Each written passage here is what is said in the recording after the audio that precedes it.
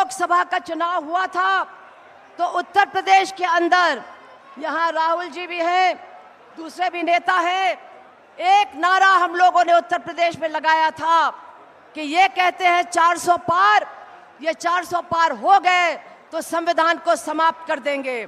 और उत्तर प्रदेश की गरीब जनता, उत्तर प्रदेश के दलितों ने खास तौर पर बीजेपी के खिलाफ वोट देने का काम किया और भारतीय जनता पार्टी का जो बहुमत था पार्लियामेंट में वो समाप्त हो गया।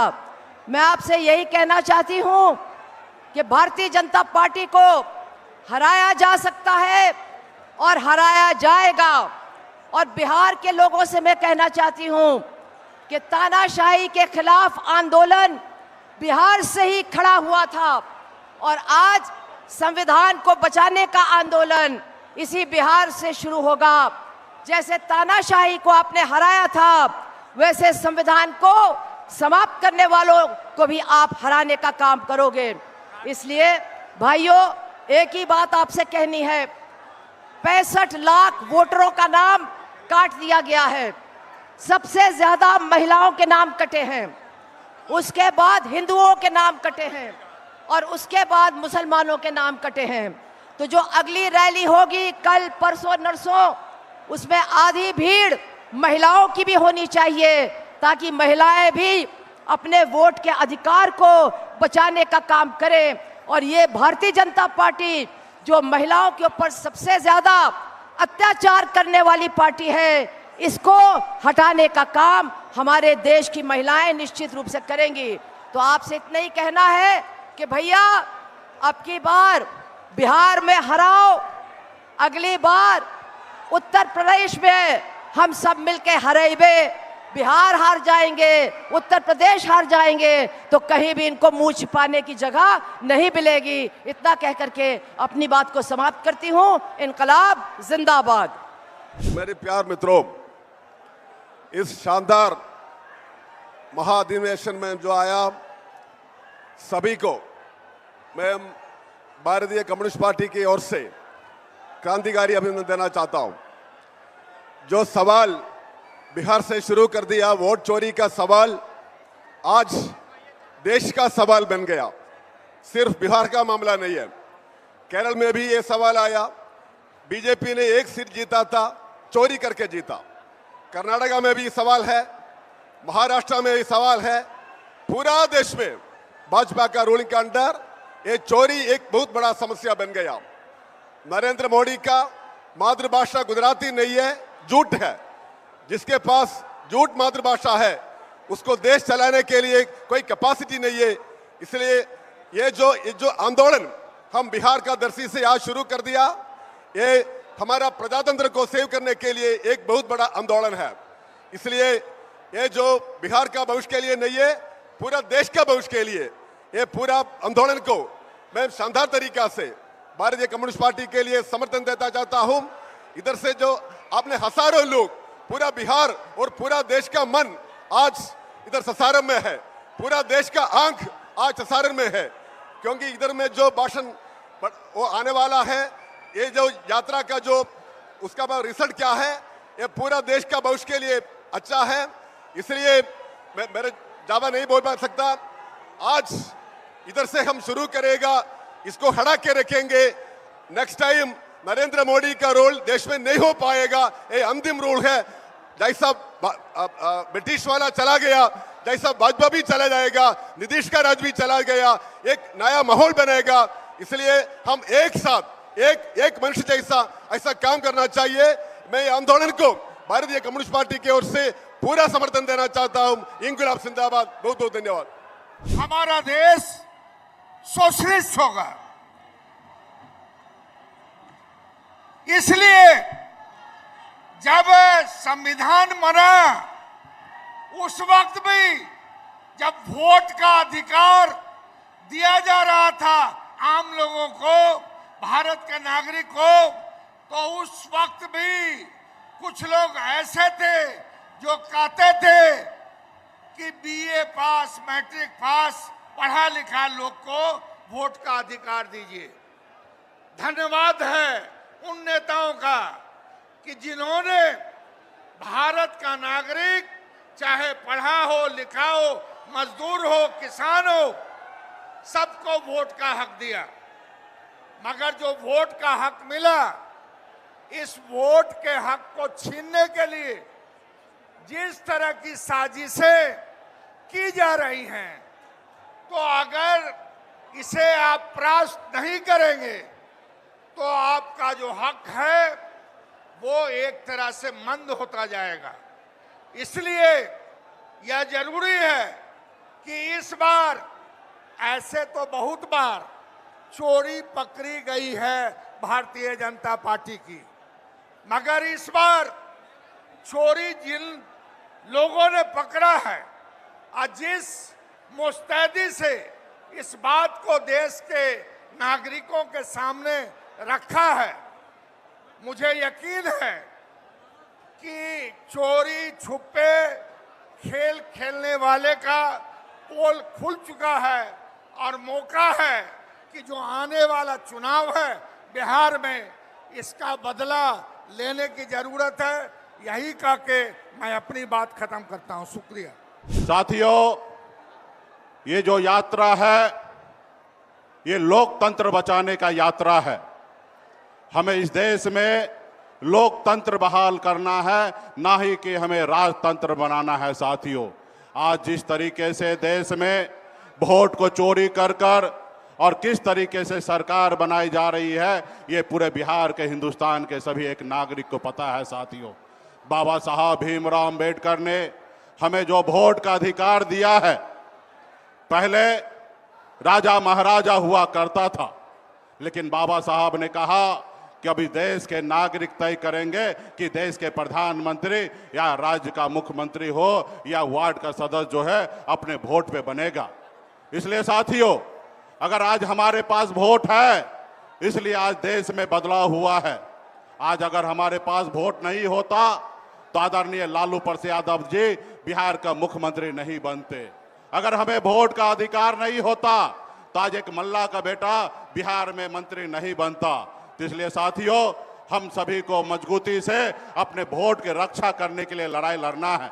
आज देखिए किस तरीके से हम जो लड़ाई लड़ रहे हैं वोट के अधिकार के लिए, इस देश में जिनको काम करना चाहिए, जैसे आज देखिए इस देश के चलाने के लिए सरकार का जरूरी है, उसी तरीके से विपक्ष की जरूरी है साथियों, देश को आगे बढ़ाने के लिए। लेकिन इसी समय में आप देखिए हम लोग अधिकार के लिए लड़ाई लड़ रहे हैं, लेकिन आपने देखा कि किस तरीके से चुनाव आयोग आज किस तरीके से हम सबसे लड़ाई लड़ रहा है, जबकि उनके पास एक जवाबदेही है, एक दायित्व है कि देश में फेयर चुनाव कराने का।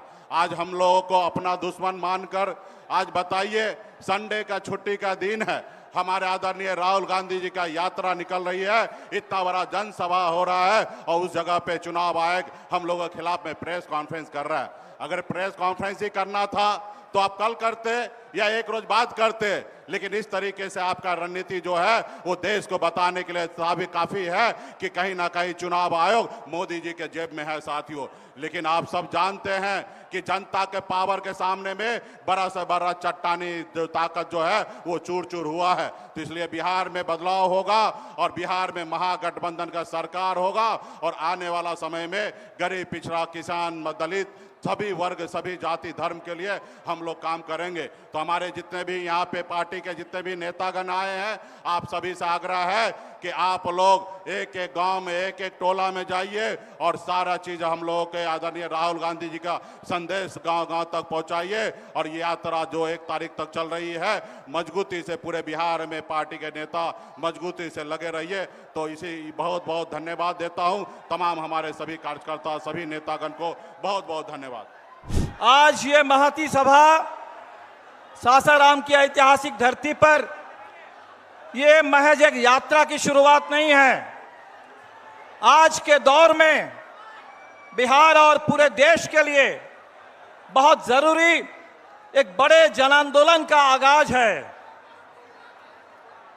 इन चुनाव चोरों ने कई राज्य में चुनाव चुराने के बाद, कई चुनाव में वोट चोरी करने के बाद इनको लगा था कि बिहार में अब पर्दे के पीछे से नहीं बल्कि दिन दहाड़े चुनाव में डाका डाला जा सकता है।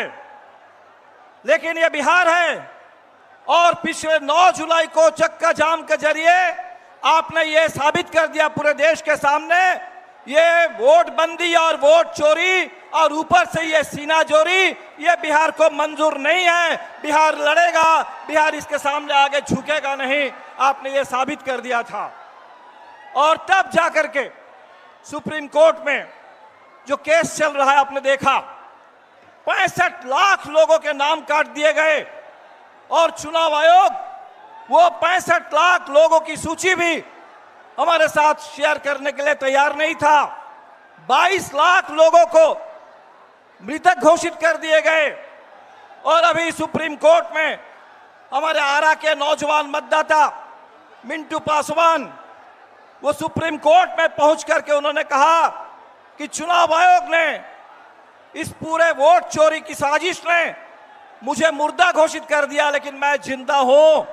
हम जानना चाहते हैं कि पूरे बिहार में ये जो 22 लाख लोगों को आपने मृत घोषित किया, इनमें से कितने हजार मिंटू पासवान जैसे जिंदा नौजवान हैं, ये हमें जानना है और उन तमाम लोगों के मताधिकार की गारंटी करनी है।